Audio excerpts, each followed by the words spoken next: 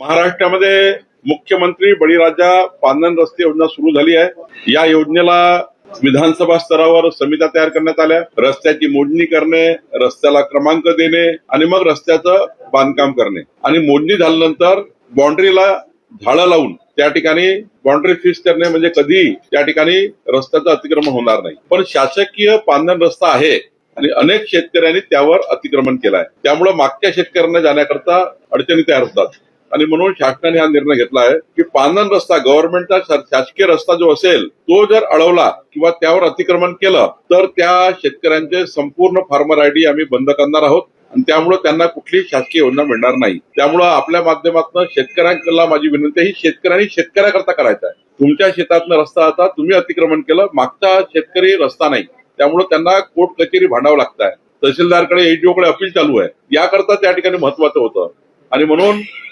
आपल्या माध्यमातून शेतकरी वर्गाला विनंती आहे की शेत रस्त्यावर, पांदन रस्त्यावर, सरकारी रस्त्यावर जे अतिक्रमण केलं ते अतिक्रमण काढून टाकावे, जेणेकरून आम्हाला रस्ता बांधता येईल, रस्त्याच्या कडेला झाडे लावता येईल। नाही, आपण आता रस्त्याच्या कडेला म्हणजे हायवेच्या कडेला सर्व्हिस रोड बांधतोय, रेल्वेच्या कडेला एक सर्व्हिस रोड बांधतोय, ज्यामुळं शेतकऱ्याचा जर राईट ऑफ वे गेला असेल तर आपण साईडला रस्ते बांधून ते त्या प्रकल्पाला बंधनकारक केलाय।